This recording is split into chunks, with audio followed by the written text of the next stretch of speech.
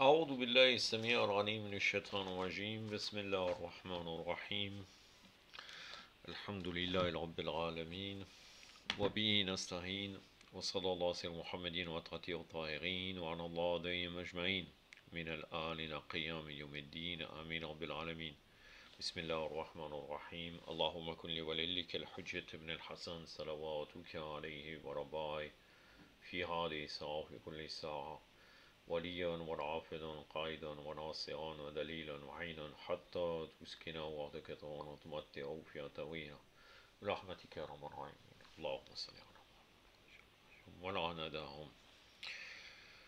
Commentaire d'Ora Notba, la 44e partie, une vidéo que j'ai intitulée La cause principale de l'occultation de l'imam.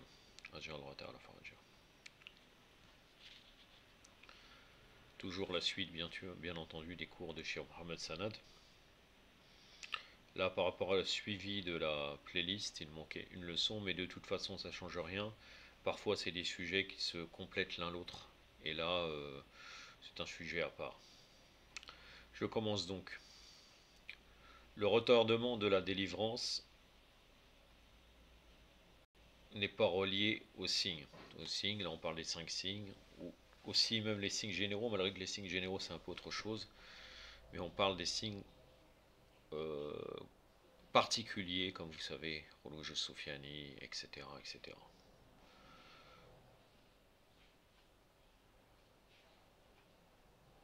La plus grande cause de cette occultation, d'après le Coran et les hadiths, c'est dû uniquement à une chose, à l'éloignement de la Ummah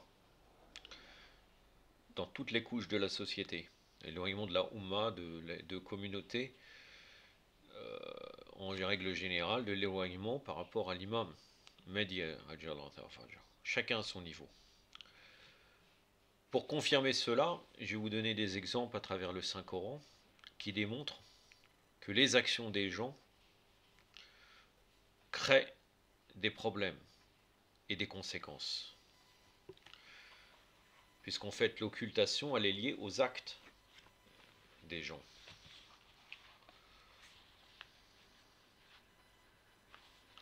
Donc je vais vous citer quelques versets coraniques.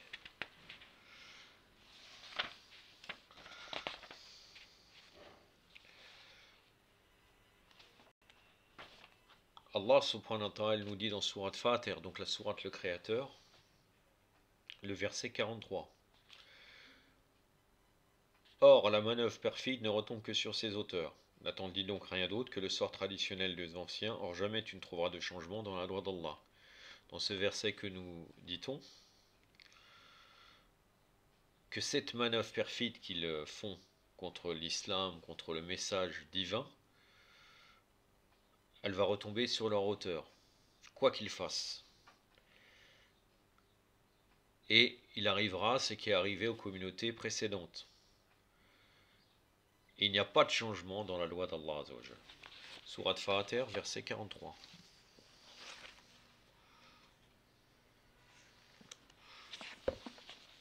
La sourate Fatir est la sourate numéro 35.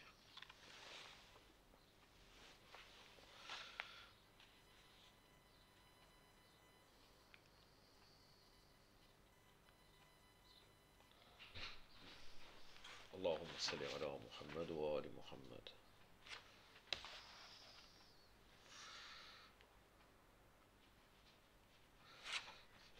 C'est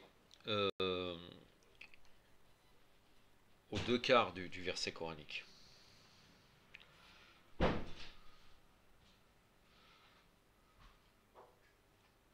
أعوذ بالله السميع العليم من الشيطان الرجيم ولا يحق مكر السعي إلى بحاله فهل ينظرون إلى السنة الأولين فلن تجد لسنة الله تبديلا ولا تجد لسنة الله تحويلا صدق الله العلي العظيم. Jamais tu ne trouveras de changement dans la loi d'Allah, jamais tu ne trouveras de déviation dans la loi d'Allah. Parce que le verset continuait, contrairement à ce que je vous avais cité précédemment. Un verset très connu de Sourate Al-Ra'd, donc la sourate du tonnerre, le verset 11. Allah ne modifie nullement l'état d'un peuple, tant que les individus qui le composent ne modifient pas ce qui est en eux-mêmes. Je vais revenir pour expliquer ce verset, car il est relié à un autre verset. Car en réalité, très souvent, on parle du changement, ce verset est très souvent utilisé pour parler des mouvements, en particulier des mouvements politiques, des mouvements des êtres humains, alors qu'en fait, le verset coranique relié à un autre verset nous démontre qu'en fait, nous sommes dans les bienfaits d'Allah et à travers nos actes, nous créons un problème qui crée des conséquences dans, dans l'état des gens. Donc ça va tout à fait en rapport avec l'occultation. Donc Surat Al-Ra'd, verset 11.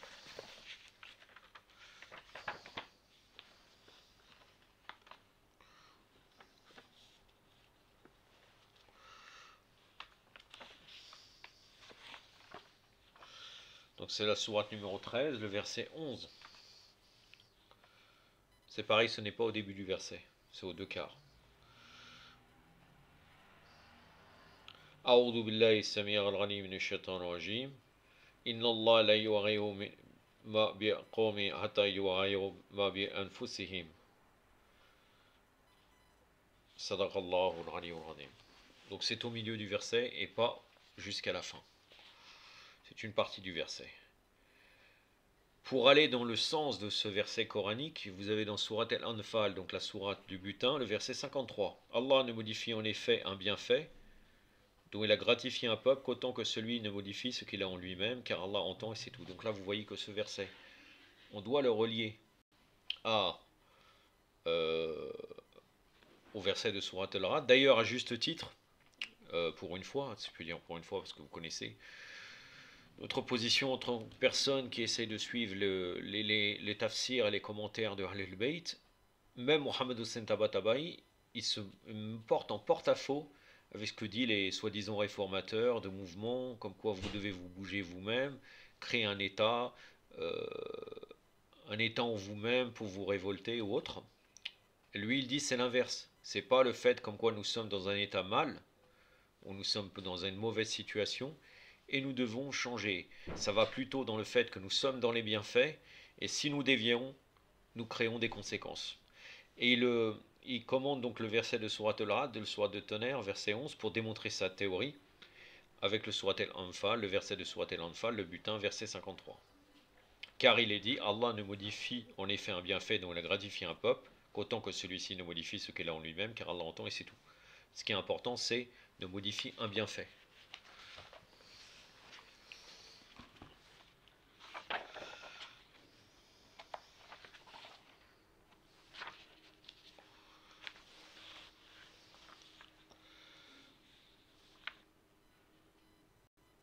Du début du verset jusqu'à pratiquement la fin. Puisqu'Allah, après il y a le verset, Allah, puisque la suite du verset, et Allah entend tout et omniscient.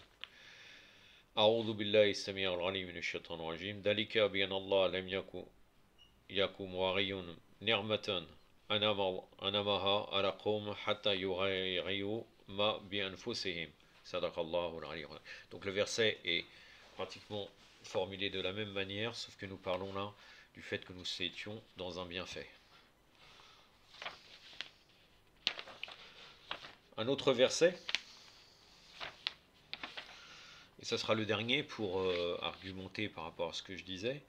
Si les habitants de ces cités avaient cru et craint Allah, nous aurions répandu sur eux les bénédictions du ciel et de la terre, mais ils ont traité les prophètes d'imposteurs, nous les avons sanctionnés d'après ce qu'ils se sont acquis. Surat Al-Araf, verset 96. Donc là aussi, nous sommes au départ dans une chose qui aurait pu être positive. Si les gens auraient cru et craint Allah, ils auraient eu des bénédictions sans aucun doute du ciel et de la terre. Mais de par leur action, ils ont traité les prophètes d'imposteurs, ils ont été sanctionnés par Allah. Surat Al-Araf, le verset 96.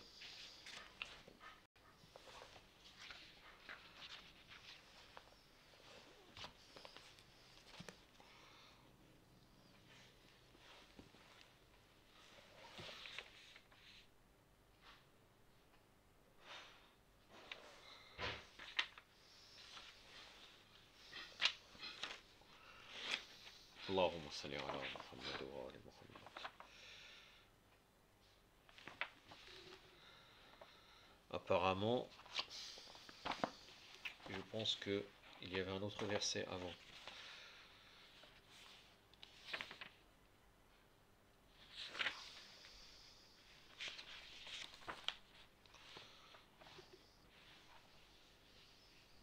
Il y avait un verset dans Surat al-Isra normalement. Oui, pardon. Donc avant cela, il y a un autre verset pour confirmer ce que je vous disais.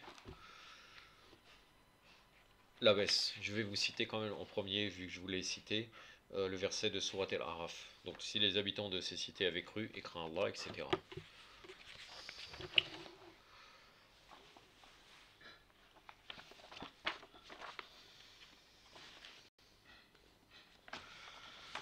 اللهم صل على محمد وآل محمد ونجل فرجهم ولعن أداهم. Surat al-Araf, c'est la verse. La sourate numéro 7 normalement. Oui, verset 96.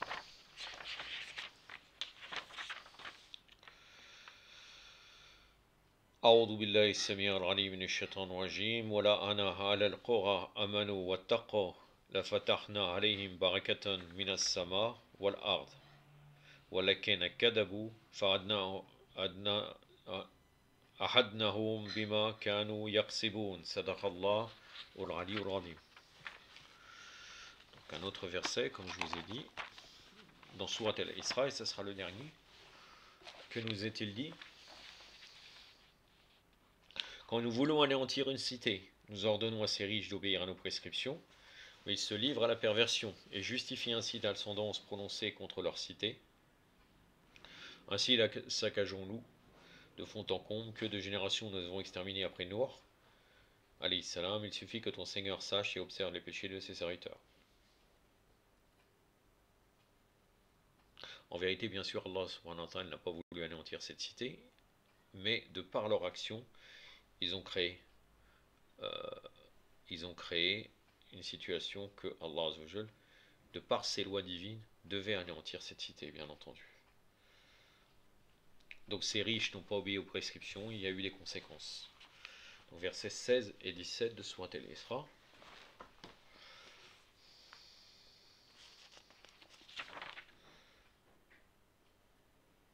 Non, verset 16, pardon, uniquement. أعوذ بالله السميع العليم من الشيطان الرجيم وإذا أردنا أن نهلك قرية أمرنا مترفيها ففسقوا فيها فحق عليها القول فدمرناها تدمير صدق الله العلي العظيم.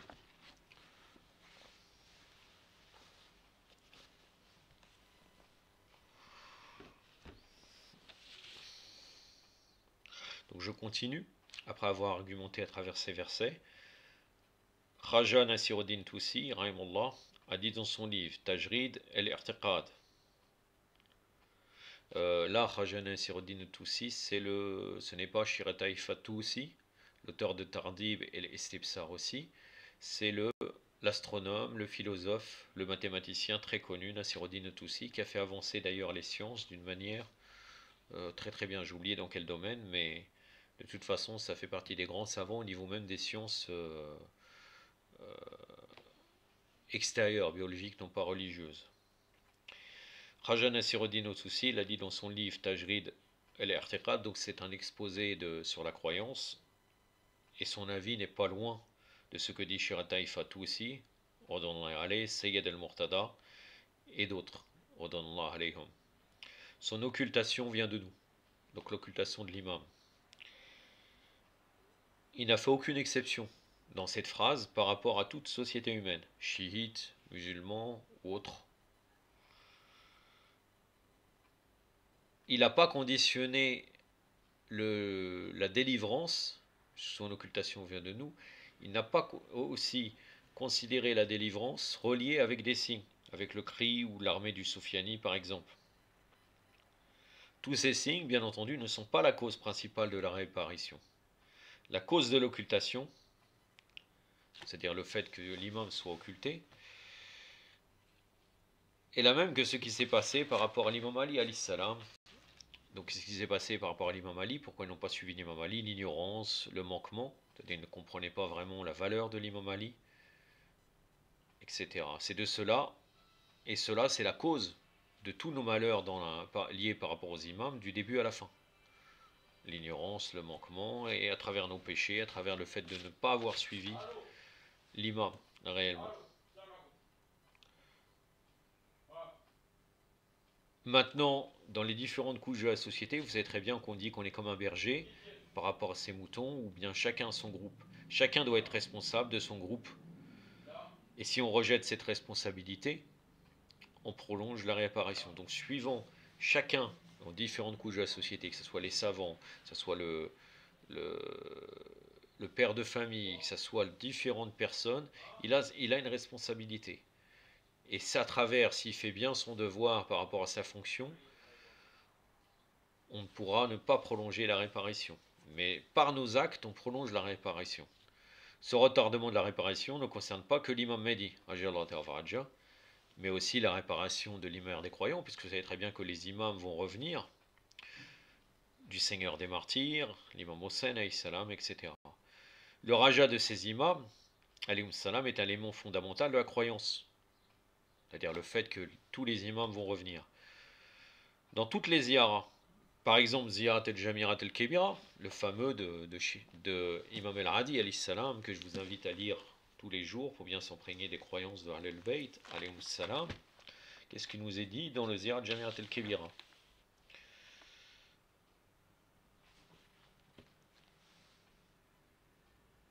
Par exemple, non.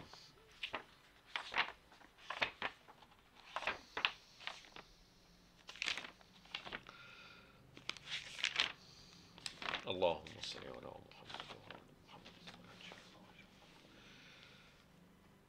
Mu'minun biyabikum musaddiqun birajatikum. Croyant en votre retour, convaincu de votre retour. Ziyarat Jamiat el-Kebira concerne les imams en entier, tous les imams, salam, les infaillibles. Donc le fait qu'ils vont revenir, c'est prouvé à travers le Ziyarat Jamiat el-Kebira. Chaque imam, un par un, comme il avait été dit précédemment par Shir Mohamed Sanad, va revenir pour jouer un rôle dans l'état parfait. Dans un Dua al-Had, par exemple, dans Dua al-Had, donc la Dua qu'on fait, que beaucoup de chiites font chaque matin pour renouveler notre engagement vers l'imam, le 12e imam. Allahumma wassura nabiyyaka Muhammadan sallallahu alayhi wa alayhi wa man tabi'u ala da'watihi.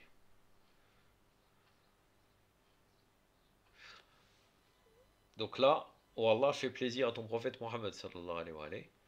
Par quoi? Par sa vue et celle de celui qui a répondu à son appel. À quel moment? À quel moment le prophète Mohammed sallallahu alayhi wa alayhi concrètement va voir l'imam?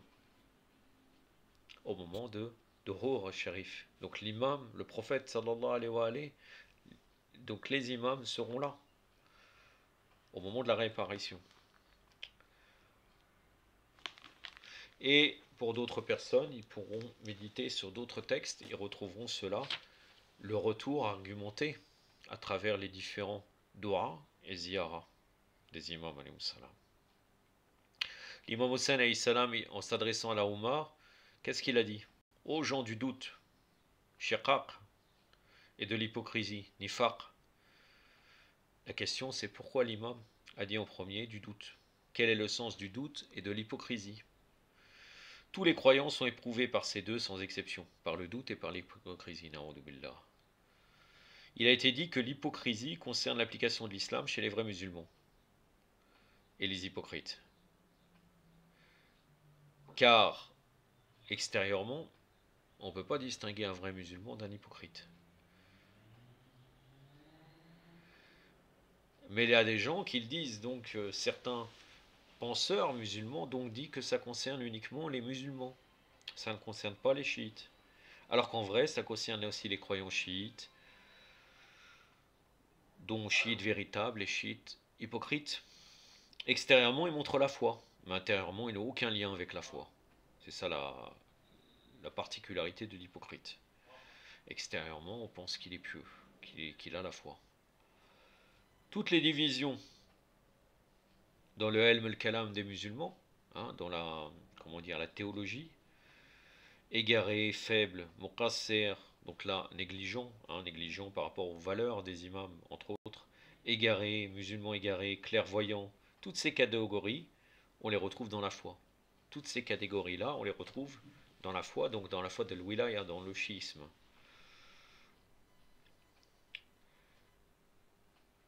Éprouvé, on est éprouvé dans l'islam, on est éprouvé dans la foi. L'islam a des degrés et la foi a des degrés. Donc là, l'islam, on parle de shahadatayn, les deux attestations. L'attestation des deux témoignages, cette attestation des deux témoignages ne peut rien nous servir dans la tombe si on n'a pas été véritablement soumis.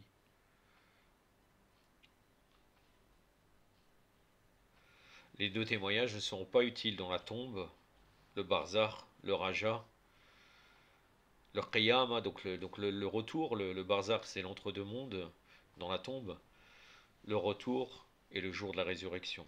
Ce qui compte c'est le cœur. C'est pas d'avoir attesté uniquement avec la langue ou avec nos actes extérieurs. D'une manière extérieure, on prononce les trois témoignages, donc le La ilaha illallah, Muhammad Rasulullah, Ali waliyullah, Allahumma salli ala Muhammad wa ali Muhammad, wa ajal farajan wa rana. Mais ça ne reflète pas la réalité du cœur.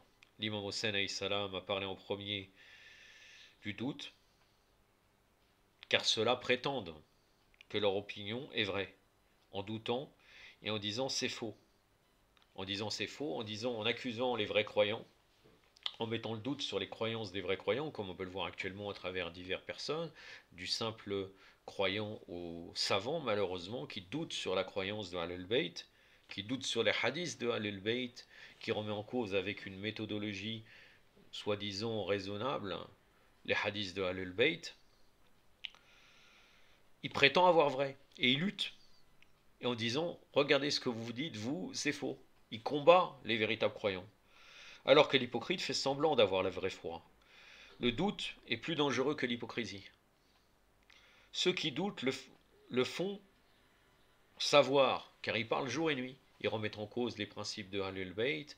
On pourrait citer certains savants, mais ce n'est pas vraiment utile de toute façon. Il y en a beaucoup. Hein. J'en ai en tête, mais sincèrement, je ne me rappelle pas de son nom. C'est-à-dire que je sais qu'il est un disciple de Fadl al-Shaytan, l'Arnaton aller. Et je me rappelle plus, c'est un savant libanais. Il lui remet en cause tout en fait. Il se moque de Raja, il se moque de tout, subhanallah. Et il prétend avoir la vérité. Donc ça encore, c'est al-Shiqaq. L'Imam Hossein l'a cité en premier parce qu'ils sont plus dangereux que les hypocrites. Ceux qui doutent le font savoir en parlant jour et nuit face à la vérité, tout en s'attribuant le titre de l'islam. Je suis musulman, je suis chiite, regardez. Et ils luttent contre les principes divins. C'est très dangereux. À travers leurs actes, ils combattent ces gens-là, combattent la réapparition de l'imam. J'aurais terminé avec aujourd'hui avec cela. Comme je ne vous ai pas vraiment cité d'histoire ou de hadith, comme convenu, comme d'habitude, je vais vous citer Morale des Justes, un discours qui va être assez long, je pense une dizaine de minutes, ce récit. Donc Morale des Justes, le tome 2. Donc là, ça s'appelle Programme de travail, page 98. C'est un discours de l'imam Ali alayhi salam qu'il a fait au moment où il a pris le pouvoir. C'est dans Najal Balara, le commentaire fait par le Mu'tazila, donc un Bakri, tome 2, page 200 de Ibn Abil Adi, tome 2, page 271 à 274. Je vais commenter, j'ai quelques points à vous commenter. Qui est-il dit? À la suite de l'assassinat d'Osman et de l'instauration d'un terrain favorable à une révolution, il ne restait plus pour le califat d'autres candidats que Ali alayhi salam. Et les gens vinrent groupe après groupe lui prêter serment d'allégeance. Ces gens qui ont nommé l'imam Ali alayhi salam, ils ne sont pas venus parce qu'il était l'imam nommé par Allah. Ils le font parce qu'ils étaient révoltés de la politique d'Osman. Donc même ceux qui ne voyaient pas en l'imam une source et le fait qu'il est imam légitime, ces gens-là, il y a un peu de vent, donc je dois bloquer les différentes, excusez-moi, différents marque-pages. Donc il ne voyait pas, mais il voyait un motif de réforme pour la politique, pour l'État. Donc c'est pour ça qu'il nommait l'imam Ali. Mais ce n'est pas les véritables Mouali Ahlul-Bayt. Il y avait des Mouali de Ahlul-Bayt, mais en très grande majorité, ce n'était pas les Mouali Ahlul-Bayt qui ont nommé l'imam Ali et qui ont fait Bayra. Le second jour de l'allégeance, Ali alayhi salam monta en chair. Et après des propos préliminaires, une série d'exhortations, poursuivit son discours de la sorte. Là, vous allez voir que l'imam se met au niveau de ces gens. Ça ne veut pas dire forcément qu'il a adhéré à tout ce qui est dit. Et peuple, après le décès du prophète, sallallahu alayhi wa sallam, les gens ont choisi Abu Bakr comme calife. Donc là, les gens, ils parlent de Nas. Si vous cherchez bien dans les hadiths, vous allez trouver que le Nas, c'est pas quelque chose de positif. Donc c'est pour ça qu'il faut analyser ce que dit l'imam Ali profondément pour ne pas faire des jugements à l'emporte-pièce. Là, il n'est pas en train de justifier Abu Bakr. Les gens ont choisi Abu Bakr comme calife, lequel désigna Omar comme son successeur. Omar lui mit la désignation du calife à la charge d'un conseil, à l'issue duquel Osman devint calife à son tour. Osman agit de telle sorte qu'il s'attira à votre contestation et finit par être assiégé chez lui et assassiné. Puis vous avez fait appel à moi et m'avez prêté serment d'allégeance de votre propre gré. Donc là, il est en train de leur dire cela, car attention, vous m'avez nommé de votre propre gré, donc vous ne pourrez rien dire si j'applique la politique divine. Je suis un homme des vôtres, semblable à vous. Ce qui est votre partage est le mien aussi. Et ce qui vous incombe m'incombe également. Allah a ouvert cette porte entre vous et les gens de la Qibla. Donc les gens qui se tournent en direction de la Bayt al-Haram, donc la Mecque. Et la discorde a reflué comme des lambeaux de nuit sombre. Seul peut assumer la charge du califat celui qui est à la fois fort, persévérant, perspicace et sage. Mon dessein est de vous faire revenir au comportement, aux mœurs du prophète. Sallallahu alayhi wa sallam. Tout ce que je vous promettrai, je l'accomplirai à condition que vous fassiez vous aussi preuve de fermeté et de constance. Et il vous faut bien entendu requérir l'aide d'Allah. Sachez que je suis à l'égard du prophète après son décès, comme je l'étais de son vivant. Observez la discipline et l'obéissance, faites ce que je vous dirai de faire. Et si vous voyez quelque chose qui vous semble étrange et inacceptable, ne vous précipitez pas dans le refus et le désaveu. Car je n'entreprends aucune tâche tant que j'en ai pas reconnu le devoir et que je n'ai pas de justification auprès d'Allah. Attention à ça. Là, il est bien dit, il ne dit pas, si vous n'êtes pas d'accord, vous protestez. Il dit, faites ce que je vous dirai de faire, car je n'entreprends aucune tâche tant que j'en ai pas reconnu le devoir et que je n'ai pas de justification auprès d'Allah. Donc là, c'est un argument pour ceux qui douteraient que l'imam Ali alayhi salam est infaillible. Hein, et d'ailleurs, c'est dans une source qui vient des Mukhalifin. Allah, clairvoyant, nous voit tous et est avisé de toutes choses. Je n'ai pas d'inclination naturelle pour la gérance du califat. Car j'ai entendu le prophète dire, quiconque après moi, sallallahu alayhi wa sallam, prendra en main les rênes des affaires de la communauté sera au jour du jugement maintenu sur le pont du Sirat.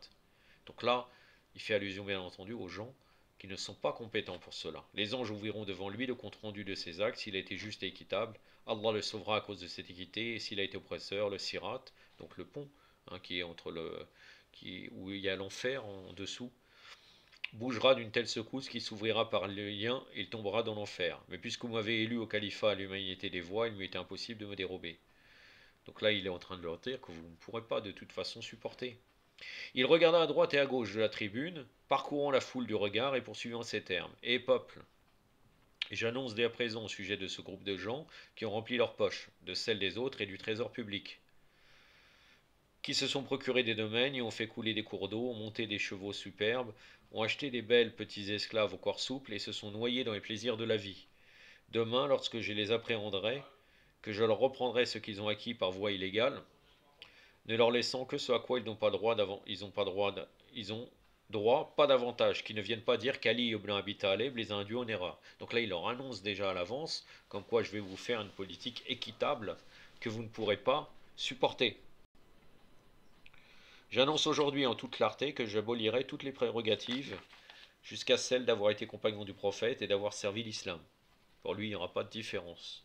Quiconque a eu par le passé la chance d'être compagnon du prophète et de servir l'islam aura son récompense auprès d'Allah. Ses antécédents rayonnants ne sont pas une raison pour que nous établissions aujourd'hui une distinction entre eux et les autres. Nous reconnaissons à celui qui répond aujourd'hui à l'appel de la vérité, embrasse notre religion et se tourne vers notre Qibla, un privilège égal à celui des premiers musulmans. Tout le monde pareil, nous sommes tous des musulmans, nous devrions traiter dans ces lois, dans cette vie, pareillement. Vous êtes tous des créatures d'Allah, et tous les biens lui appartiennent. Ils doivent être répartis entre vous, tous en part égale, l'une sur les autres de prédominance à cet égard. Présentez-vous demain, car les biens contenus dans le trésor public doivent être partagés. Le lendemain, les gens se présentèrent. Ali, alayhi salam, vint lui aussi, et le trésor public fut partagé en part égale. Chacun a reçu 3 dinars. Donc 3 dinars, c'est 3 dinars d'argent. Argent, le métal argent. Oh Ali, dit un homme, tu me donnes 3 dinars et tu me donnes la même somme, tu donnes la même somme à mon serviteur, qui était hier encore mon esclave. Il en est bien comme tu l'as constaté, répondit Ali alayhi salam. Un certain nombre de gens comme Talha, Zubair, Abdullah ibn Omar, Saïd ibn al-As et Marwan ibn al-Hakam, accoutumés depuis des années à des prérogatives et à des privilèges, refusèrent ce jour-là de prendre leur part et quittèrent la mosquée. J'avais fait une vidéo sur les... J'oublie exactement, mais c'était sur les causes économiques euh, des ennemis de l'islam ou quelque chose comme ça. J'ai oublié exactement le titre. Mais vous pouvez retrouver dans une de mes vidéos. Je crois que c'est dans la playlist Controverse historique. Et là, un des éléments qui ont fait que ces gens se sont rebellés envers l'imam Ali, alayhi salam, c'est le problème de l'argent. Le lendemain, lorsque les gens s'y rassemblèrent à nouveau, ce groupe-là vint aussi, mais ils s'assirent ensemble.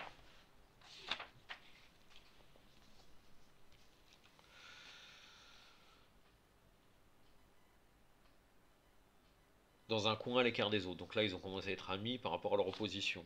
Et se mirent à chuchoter, à délibérer. Après un certain temps, ils désignèrent par eux Walid ibn Uqba, ils l'envoyèrent auprès d'Ali, alayhi salam. Walid se rendit donc auprès d'Ali et lui dit: Oh Abul Hassan. Donc là, il l'appelle par sa kunya. Tout d'abord, tu sais bien toi-même qu'en raison de tes antécédents dans les guerres entre musulmans et païens, aucun de nous qui sommes assis là n'est satisfait de toi le moins du monde. Donc là, ils sont en train de dire clairement qu'en vérité, nous sommes des musulmans, mais nous n'acceptons pas vraiment que tu serais nommé. Car nous avons des antécédents, c'est-à-dire la fureur de la Djilia revient chez eux, de l'ignorance. Souvent, chacun de nous a eu en ces jours-là un ou deux des siens tués par ta faute, parmi lesquels mon propre père, tu abattes de ta propre main. Normalement, le critère, c'est pas les antécédents et c'est les gens qui, comment dire, oui, les antécédents au niveau sanguin. Ce qui compte, c'est l'islam. Lui, ils sont en train de rappeler comme quoi tu as tué un de nous qui était un jahel, les membres de nos familles. Regardez la différence entre ces gens-là et Mohammed ibn Abu Bakr. On est allé, le fameux compagnon de l'imam Ali, alayhi salam, qui était le fils d'Abu Bakr. Mohammed ibn Abu Bakr, devant l'imam Ali, alayhi salam, il disait: j'atteste que tu es le wali Allah et que mon père est en enfer. Vous voyez? Alors que là, Walid ibn Uqba et les Omeyyades sont en train de lui rappeler le fait que tu as tué nos parents dans les guerres. Nos parents qui étaient déjà elles. Donc normalement, quel est le problème? Si tu t'es converti sincèrement, quel est ton lien avec tes parents actuellement, vu qu'en fait ils ont été tués par l'armée de l'islam? Allahu Akbar. Mais nous pouvons passer sur cette question à deux conditions. C'est-à-dire là où Ali ibn Roi, il est en train de parler. Et te prêter serment d'allégeance si tu es souscrit. Donc là, il veut négocier carrément. La première est que tu reviennes sur tes propos d'hier, que tu ne t'occupes pas du passé ni de t'y refaire. Le passé fut ce qu'il fut. Celui qui a acquis un bien sous le califat précédent par quelque voie que ce fût, l'a acquis. Ne t'occupe pas de savoir par quelle voie, veille seulement désormais à ce qu'il ne soit pas fait de gaspillage. Donc, si Osman nous a donné de l'argent, tu ne dois pas t'occuper de cela. La seconde est que tu nous livres les assassins d'Osman afin que nous tirions vengeance. Si nous ne jouissons pas de sécurité de ta part, nous serions contraints de t'abandonner et d'aller en Syrie nous rallier à Muawiyah. Donc là, c'est un chantage en gros. En ce qui concerne le sang versé, donc l'imam Ali alayhi salam répond: en ce qui concerne le sang versé dans les guerres entre musulmans et païens, je n'y ai pas de responsabilité, car il ne s'agissait point de guerre personnelle, mais de guerre entre le bon droit et l'erreur. Si vous avez une réclamation à faire, il vous faut protester de la part de l'erreur contre le bon droit, et non contre moi. Quant aux droits qui furent bafoués par le passé, j'ai selon Acharia le devoir de les restituer à leurs titulaires. Il n'est pas mon pouvoir de les octroyer et d'y renoncer. En ce qui concerne les assassinats d'Osman, si j'en avais conclu que cela relevait de mon devoir islamique, je les aurais punis hier sans attendre aujourd'hui. Donc là, il a considéré que d'une manière ou d'une autre, de toute façon, l'assassinat d'Osman était légitime. Même si l'imam Ali, en vérité, est loin d'avoir un rapport avec cet assassinat. Car, en vérité, il connaissait les assassins, il les aurait livrés. Et ils auraient puni sans attendre aujourd'hui, s'il considère que c'est un devoir islamique de faire cela. Ayant entendu ces réponses, Walid partit en rend compte à ses compagnons qui en furent convaincus que la politique d'Ali alayhi salam était inflexible. Ils commencèrent dès lors à intriguer, à provoquer des troubles. Un groupe des partisans d'Ali alayhi salam vint le voir et lui dirent: ceux-ci prendront sous peu l'assassinat d'Osman pour prétexte, et une émeute sera provoquée. Mais le meurtre d'Osman est un alibi, le principal de leurs mots est l'égalité que tu as établie entre eux et les nouveaux musulmans, iraniens et d'autres. Si tu maintiens leurs privilèges et révises ta décision, l'émeute avortera. Sachant qu'un grand nombre de ses compagnons pouvaient objecter contre une telle insistance à faire respecter l'égalité, Ali alayhi salam se rendit donc le lendemain à la mosquée, une épée en bandoulière et vêtue de deux simples pièces de tissu, l'une nouée à la ceinture et l'autre jetée sur ses épaules. Il monta en haut de la tribune et s'appuyant sur son arc, s'adressant ainsi aux gens: nous remercions Allah, qui est notre bien-aimé et dont les bienfaits manifestes et cachés sont notre partage. Tous ces bienfaits sont faveur et grâce, sans que nous n'ayons en nous-mêmes de mérite ni d'autonomie. Afin de voir si nous lui témoignons de la reconnaissance ou de l'ingratitude, le plus éminent des hommes auprès d'Allah est celui qui lui obéit le mieux, qui suit le mieux et davantage la sunna du prophète sallallahu alayhi wa alayhi, et garde vivant le livre d'Allah de la meilleure façon. Je n'en reconnais à personne de prééminence sur autrui, si ce n'est dans la mesure de son obéissance à Allah et au prophète. Il y a le livre d'Allah entre vous et moi, ainsi que la tradition et les mœurs de votre prophète dont vous êtes informés. Elle récita alors ce noble verset: ô vous les hommes, nous vous avons créés d'un mâle et d'une femelle, et nous vous avons constitués en peuple et en tribu pour que vous vous reconnaissiez entre vous, le plus noble d'entre vous auprès d'Allah et le plus pieux. Sourate 49, verset 13. Sourate 49, c'est la sourate les appartements privés, elle au Jurat, appelée aussi sourate al-Akhlaq, l'éthique, car il y a beaucoup d'instructions de l'éthique.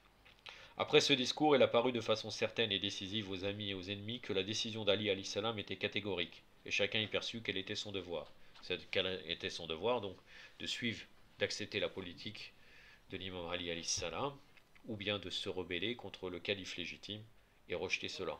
Celui qui voulait rester fidèle le resta, et celui qui ne pouvait adhérer à un tel programme, soit se tint à l'écart comme Abdullah ibn Omar, optant pour l'isolement, soit se disposa à la guerre et les fusions de sang comme Talha, Zubair, Marwan, Larnatullah alayhum.